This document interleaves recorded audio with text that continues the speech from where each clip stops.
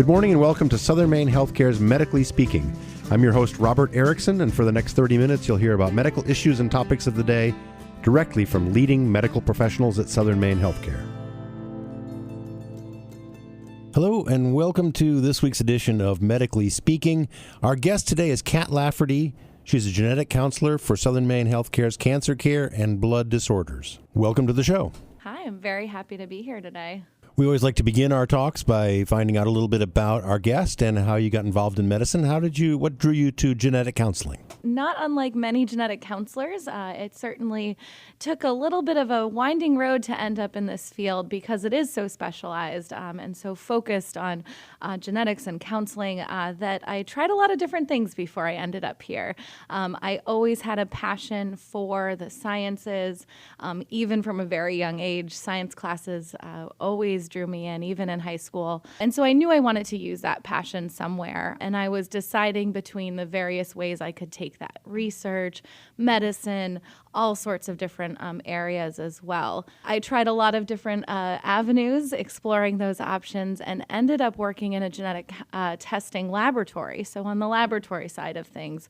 But there I had the opportunity to work with some genetic counselors that were great mentors of mine throughout this career path, and they really told me how I could use this profession to bridge that gap between the hard science and breaking research and those sorts of things, but be able to work directly with people and patients. So again, building that bridge between the science and the healthcare community that can benefit from that.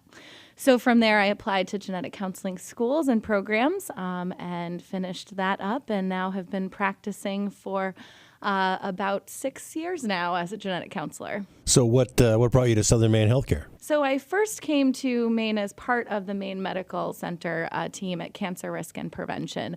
And one of the goals that we've had of that practice is really figuring out how do we serve the state and how do we serve Maine Health as a whole. And one of the first opportunities we had was expanding our services down to Southern Maine Healthcare to make sure we're keeping patients closer to home, giving them all those services, and not making that everyone has to go up to Scarborough for a visit. So we built out this program and something that I was very excited about and have been very happy in how we've been able to roll that out and integrate our services. So Kat, do you meet with patients both at the Biddeford and the Sanford offices? I do. I do meet with patients in both Biddeford and Sanford.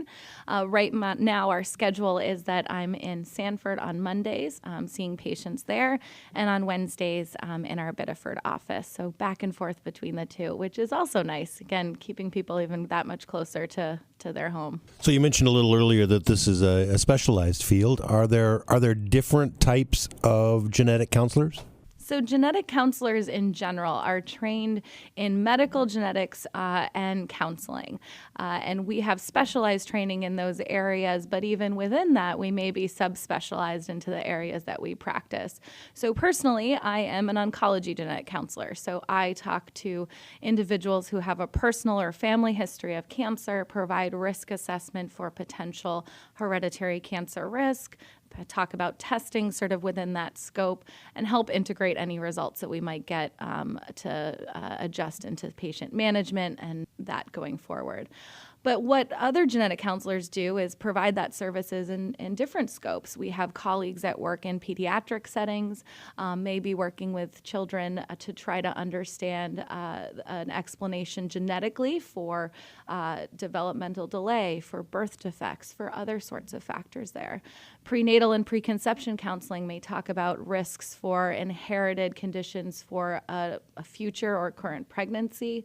Also helping to understand things like abnormalities found on ultrasound. What could that mean and what sort of options there are there? And those are some of the bigger areas where genetic counselors work, but even with our field growing, we've now become subspecialized into cardiogenetics, neurogenetics, counselors that work in laboratory settings, in research settings, in public health settings. So while we are very specialized in our training, we've certainly taken that specialty and that training in a lot of different directions and incorporated in multiple different areas of healthcare. So if someone comes to see you for genetic counseling, what's that experience like? What happens? So for a genetic counseling appointment, the first piece of it is a lot of information gathering. So sometimes people ask me, why am I scheduled for so much time to meet with you? And that first piece is, again, really gathering information that I can then use as part of that risk assessment. So it's gathering detailed information about a personal health history, also family history. Again, with genetics, family history being a really powerful piece of information that we factor into that assessment. So I may ask very nosy questions about your aunts and uncles and grandparents, and all of that is to provide context to that person in front of me to understand if there is a likelihood or a possibility that there's genetic or hereditary risk. So the first piece that we do is that initial intake of information, and then I provide my risk assessment based on that. Then we jump into the education piece, diving in a little bit deeper to what are some of these genetic or hereditary factors? How might this information impact that person, but also impact their family? How are genes passed from generation to generation? And then talk about potentially genetic testing. If that's something that's indicated for that patient or for their family, what is that process going to look like? What type of information might we learn from genetic testing? And again, how do we incorporate that into somebody's health care? So we talk a lot. It's a lot of talking in that first visit. And it's also an opportunity to get your questions answered. And I'm really there to be a resource for the patients that I work with to have their questions be asked and hopefully provide what information and what answers I can for them. So if the decision is made that genetic testing is recommended, how does that work? We typically do genetic testing with a blood test. I personally feel it's a good way to get a good quality and quantity of our DNA that we're going to look at. And so, again, if we do testing, it's a blood draw. And the DNA that's held in our blood sample is what we use to represent that genetic instruction book that we were born with, to look for any mutations that may explain whatever patterns we're trying to explain and trying to understand. So when we talk about doing testing, again, that would be done with a blood test.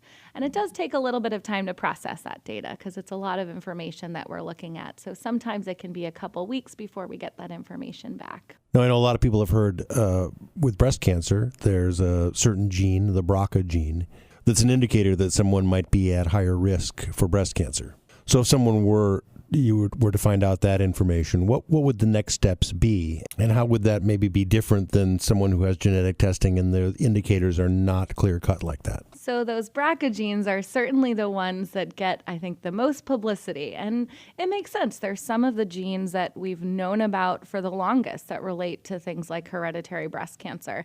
In fact, that's where they get their names, the BR standing for breast, the CA standing for cancer. Gene 1 we discovered first and gene 2 we discovered second. So we've known about these in the grand scheme of genetics for longer than some of the other genes we may be testing for these days. They're also some of the more common causes of hereditary breast cancer. If we think about all breast cancer, about 5 to 10% of breast cancer is hereditary. And BRCA1 and 2, or those BRCA genes, make up about half of that hereditary piece. They, of course, also got a little bit of publicity with Angelina Jolie sharing her story about genetic testing that had been done in her family, her decision to do testing and moving forward.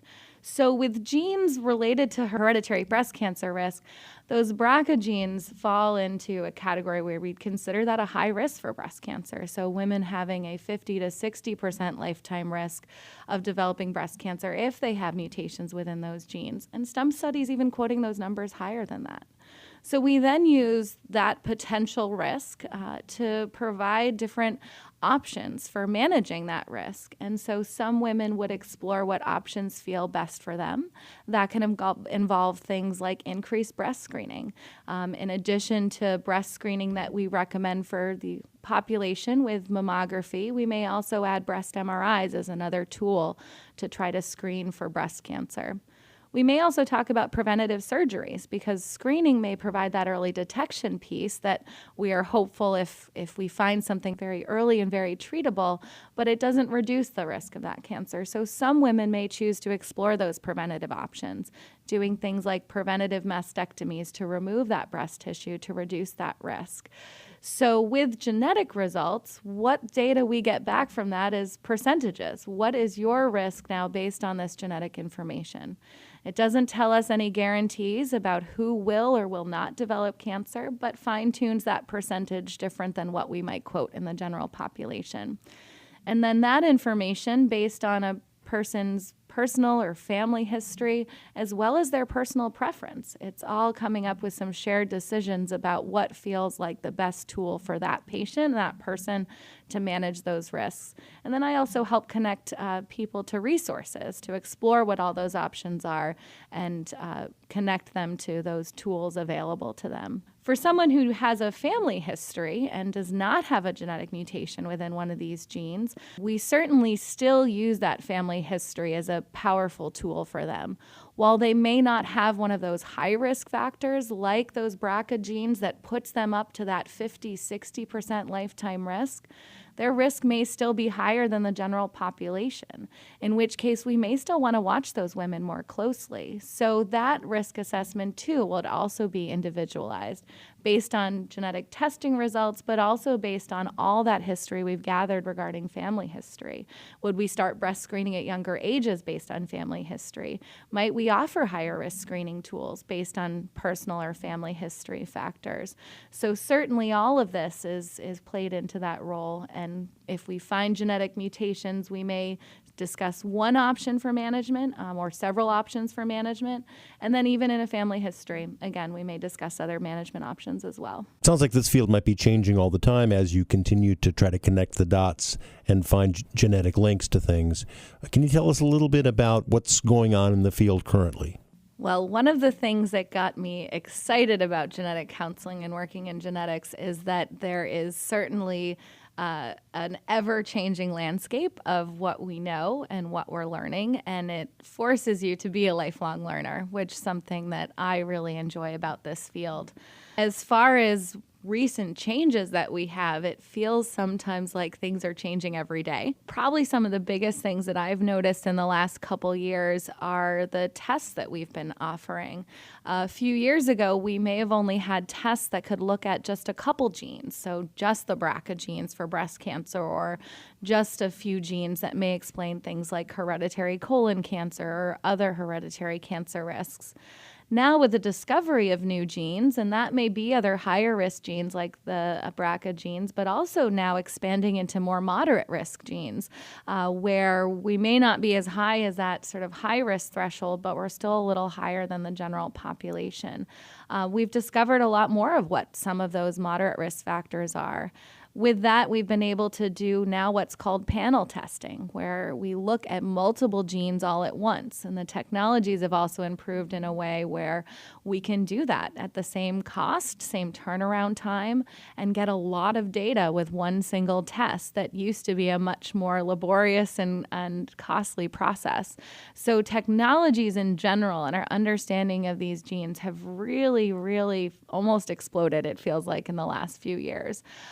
Which also means, too, someone who might have had genetic testing 10 years ago and had a negative result, there may be bigger, better tests that we can offer. And that's even true right now. I know what I'm talking about today with patients in the future. We're going to have, again, even bigger, better things that we can offer and we can learn about. So with those changes, we certainly, as the genetic specialists, make sure that we're staying up to date on what are the best options and the best tools for testing for our patients, and also what are the resources for those genes that are newer to us. That is certainly a limitation we may have. If something is new and rare, there may not be as much data out there. So we may still be working and understanding about what these things can mean for us and for our cancer risk. But again, we're here to be that resource to help update information as we get it and keep families as informed as possible. You're listening to Medically Speaking. I'm your host, Robert Erickson, and we're talking with Kat Lafferty, genetic counselor for Southern Maine Healthcare. We'll be right back with more of our interview coming up right after this. Not every boo-boo is an emergency, but it still feels like one. That's why Southern Maine Healthcare offers walk-in care. You'll find compassionate care at wonderfully convenient locations. Open 7 days a week, no appointment necessary. for those times when the unexpected happens, or you're just not feeling great. Look for the orange ball as your sign of the best walk-in care. In Kennebunk, Saco, Waterboro, and Sanford, Southern Maine Healthcare, a member of Maine Health. And we are back with our guest, Kat Lafferty. She's a genetic counselor at Southern Maine Healthcare. Kat, now we've talked about the benefits of genetic counseling, genetic testing. Are there any risks to the process? A big part of what I do when I talk to patients is talking about, again, what some of that information we can learn from genetic testing may mean and how that could be incorporated into healthcare, but also talking about some of those limitations or some of those considerations for the risks or the things that people may see as downsides of genetic testing. One thing I always like to stress when I'm talking to patients is that genetic testing is a personal choice. I will never force anyone to go forward with genetic testing, and with this being a little different than some of the other blood tests we might get done when we go see our doctors, like getting our cholesterol checked, genetic testing results do open the door to a lot more information. And people need to ask themselves those questions. And the big one is, do you want to know about cancer risk in the setting of what I do as an oncology genetic counselor? Do you want to know about that information? Would that information be helpful for you? Or is that going to cause more stress or worry knowing that you're at risk? We also have to educate about those limitations and about some of the unknowns that we still have. We don't have that perfect crystal ball yet that can predict everything based on genetic results. And again, some of those limitations may cause more harm than help. And the other piece I get a lot of questions about is, could genetic information be used against somebody as far as things like our jobs or health insurance and those sorts? Fortunately, there is legislation in place to help protect against some of those things. It's called the Genetic Information Non-Discrimination Act that was enacted in 2008. And that does provide some protections as far as things like our employers or health insurance using genetic information against us. But again, there's some limitations to that. Things like our life insurance or long-term disability or other more privately run insurances may ask about genetic information and don't fall under those protections that we have. So again, part of what I'm doing is providing the education about the genetic pieces, but also the sort of logistical pieces of genetic information and helping people decide, where is your personal tipping point? Where do the benefits of getting this information outweigh some of the concerns that somebody might have? Do the results of genetic tests help to guide oncologists and surgeons in their recommendations on a treatment plan for someone? There's a lot of different ways that genetic information would be incorporated into a patient's treatment plan or management recommendations. Again, some of that is a lot in the context of shared decision making between the patient and those providers. An example of that, going back to breast cancer risk, if a woman is diagnosed with breast cancer and may be thinking about surgery options, she may be a candidate for a lumpectomy or a breast-conserving surgery, but she may be found to have hereditary risk. And if that's the case, she may want to explore a different surgery option to manage not just that breast cancer and that diagnosis, but risk for future breast cancers. And so maybe that genetic information would change the plan from a lumpectomy to a bilateral mastectomy. Again, thinking about the breast surgery on the other side to help reduce that risk. But it still doesn't mean that person has to do that. We also could watch that healthy breast tissue more closely going forward. So again, incorporating into some of that shared decision making between that patient and their providers. Where we hope that this information is going to go in the future, and what we're starting to see now, is the opportunity to use genetic information in terms of more targeted treatments. And one of the places we're starting to see this, and again, hoping to see it expand to other areas, are things like ovarian cancer. There's certain treatments that their oncologist may recommend based on a genetic result. A person with a BRCA1 or 2 mutation may be a candidate for different treatments than someone who isn't, or may respond better to certain things based on that. So again, it isn't to say this changes the entire management recommendation, but there might be some things that are incorporated to that person's management and that person's care, and conversations that I can certainly start, but that we then can carry on to their team and make sure, again, we're informing those decisions and treatment plans. Now, does insurance cover the cost of genetic testing, or if not, what would the cost be for something like this? Yes, the insurance questions. This is a big, frequently asked question that we get, and understandably so. With the changes in technologies and the tools we have in general, the cost of genetic testing in the last few years has come down quite a lot. Gone are the days where we have to worry about, thousands and thousands of dollar bills for genetic testing. Most insurance companies, if genetic testing is indicated, may be covered. Again, most insurance companies are coming out with plans or our criteria to determine who qualifies for testing and who would be covered. So with that, I would say, again, when it's indicated, we have very good luck getting it covered by insurance. However, there's always cases where it may not be covered based on that person's insurance plan or those who don't have insurance.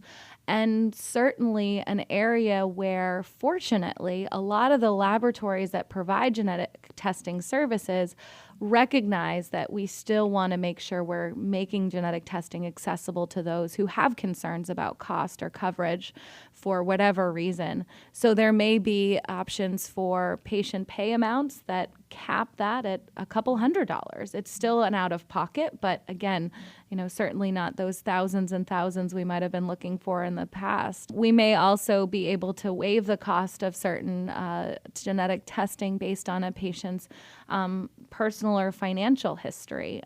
Is there certain programs that they may qualify or assistance programs that could potentially waive that cost? So it's certainly, again, a question we get asked often, and a very important one to ask, and part of what I talk about in that visit too. It's hard to place a full blanket statement on that because, of course, each person is different. And part of what I'm assessing with the information from personal or family history, as well as having their insurance information up front, trying to get a gauge of likelihood of that being covered and walk through those options at that visit. But I do like to remind people that nobody's going to have to go forward with anything regarding genetic testing that they're not comfortable with, including if financial concerns are something that they have. So we wouldn't go forward without somebody's permission or consent to doing so. Now, you've mentioned a couple of times that their genetic testing would be appropriate if certain things are indicated. What are those things that would indicate whether the genetic testing would be appropriate? In general, I live in a world of rare. And so if we think about cancer overall, about 5 to 10% of the cancer that we see is hereditary. So my job is to help figure out or try to help narrow in on which individuals fall into that 5 to 10%. And those are some of those clues or red flags that we might be looking for to try to help us narrow in on that piece of the pie. When we think about those families or those individuals that fall into that 5 to 10%, they do tend to look a little different than what we might see in the general population. Unfortunately, cancer is not uncommon. It may be within our own health history, and it may be within our family history. And again, unfortunately, that's not an uncommon thing to see or to hear. But with those families that may have hereditary risk, what we tend to see some of those patterns looking like are things like cancers we're expecting to see happening with time or at later ages, happening much younger than we expect to see in the general population. So that can include things like breast cancer happening in young women in their 30s or 40s, is younger than what we expect to see in the general population, and would open the door to exploring some of these genetic factors. Similar things may apply to other types of cancers we see more common with age, like colon cancers. Earlier onsets of that would raise some red flags too.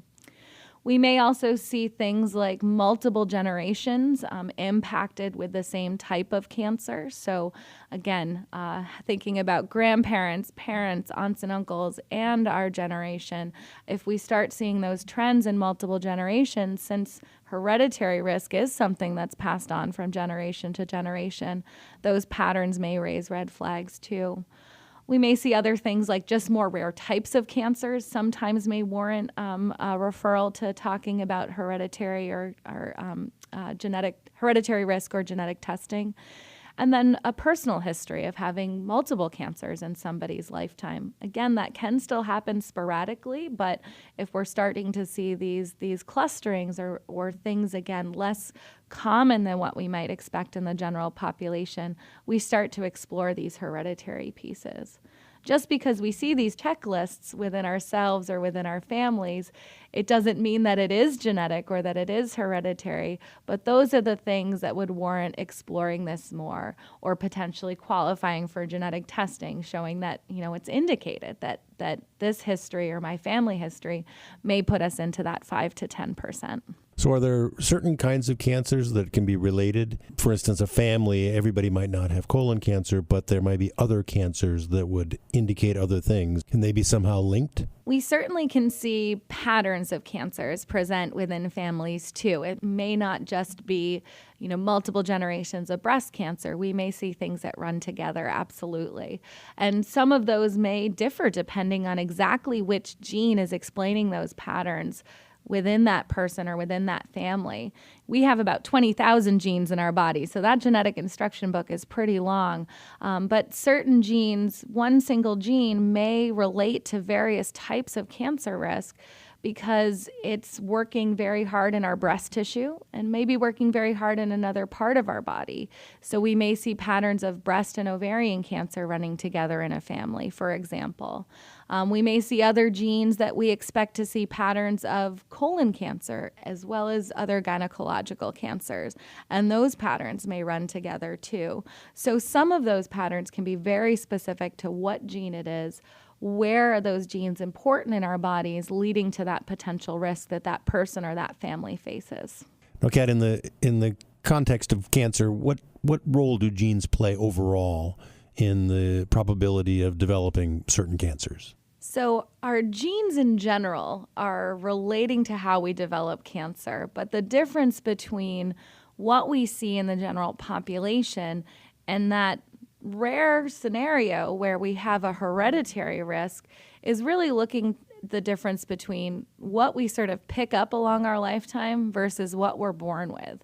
So we have genes in our bodies that are actually working in ways to help protect against cancer happening. They're kind of that system that's keeping us running on cruise control throughout our lifetime.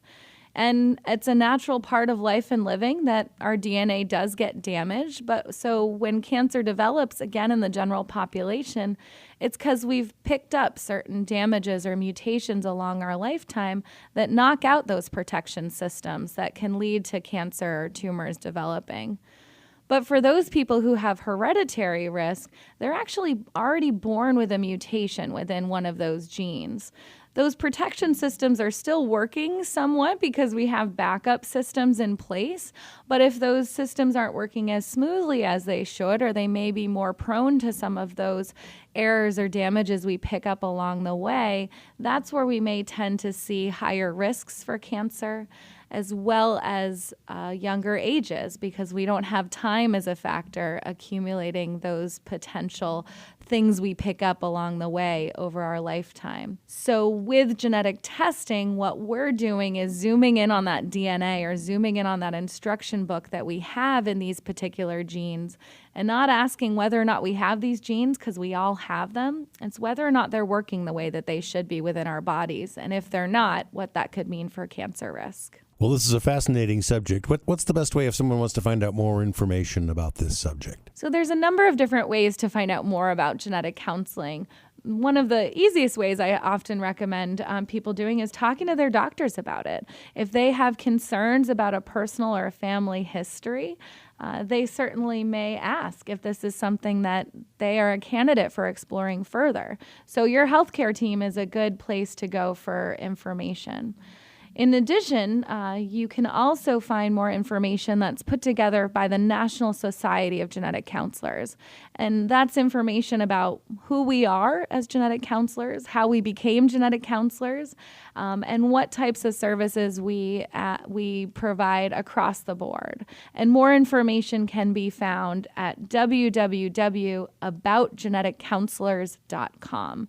And again, a lot of information in there about our field and about the services that we provide beyond just oncology and what I do in my scope. Well, Kat, thank you for coming down to the show. It's been great talking to you and learning more about this fascinating subject of genetic counseling.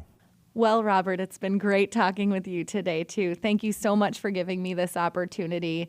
And I hope everyone listening has learned a little bit more about what we do here in genetics and as genetic counselors. You've been listening to Medically Speaking. Our guest has been Kat Lafferty, genetic counselor for Southern Maine Healthcare. Join me next week at this time for a new guest and an enlightening discussion about healthcare in our communities. Brought to you exclusively by Southern Maine Healthcare, your trusted resource for healthcare in Southern Maine.